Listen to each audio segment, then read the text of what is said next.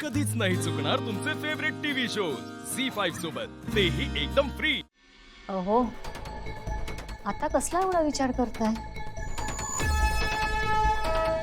सुशीला, कळत नाहीये मला की आपल्या डोक्यावर तो छप्पर यायचा आनंद व्यक्त करायचा की जयाशी ताईनं दुखावल्याची काळजी करत राहायची। खरंय, मलाही भीतीच वाटते हो।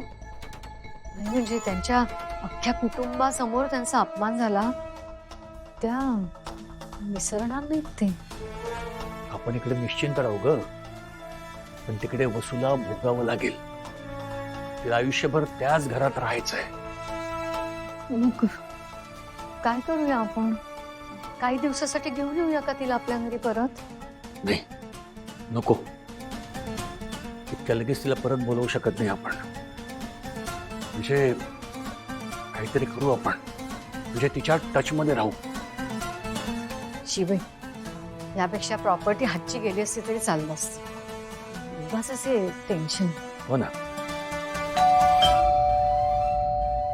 भलत्याच वेळेला कोण आला होता? मी बघतो।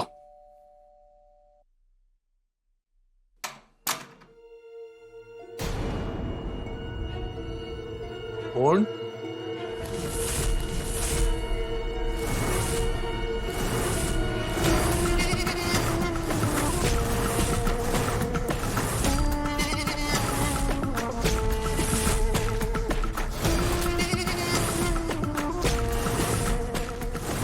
I'm back.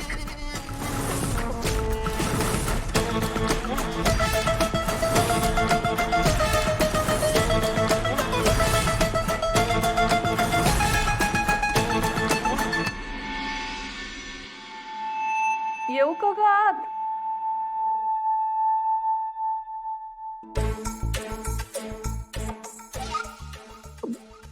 वहिनी, अगं काय अवस्था करून घेतलीये स्वतःची?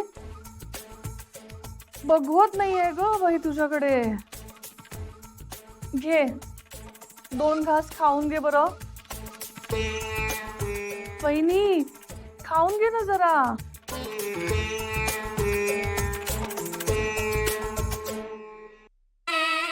वहिनी, खाऊन घे बरं। नकोय मला। असं काय करतेस ग? मला काळजी वाटते अगं तुझी। घरचे लोक बसलेत जेवणावर ताव मारत। म्हणजे तुला काही हवंय का? जेवायचंय का? भूक लागलीये का? कशी आहे तू? कोणाला काही पडलेली नाहीये, पण मला वाटते ना तुझी काळजी। खरं सांगू का बहिणी, मला ना दादाचा पण जरा रागच आला। म्हणजे कसं बोललो ना तुला तो? म्हणजे या मुलीमुळे सोन्यासारखा मुलगा आपल्या हातातून गेला ते आहेच, पण दादा पण केवढा बोलला अगं तुला। मला तर वाईटच वाटलं अगं। म्हणजे माझ्यासारखीच अवस्था झाली आहे ग बहिणी तुझी। हा,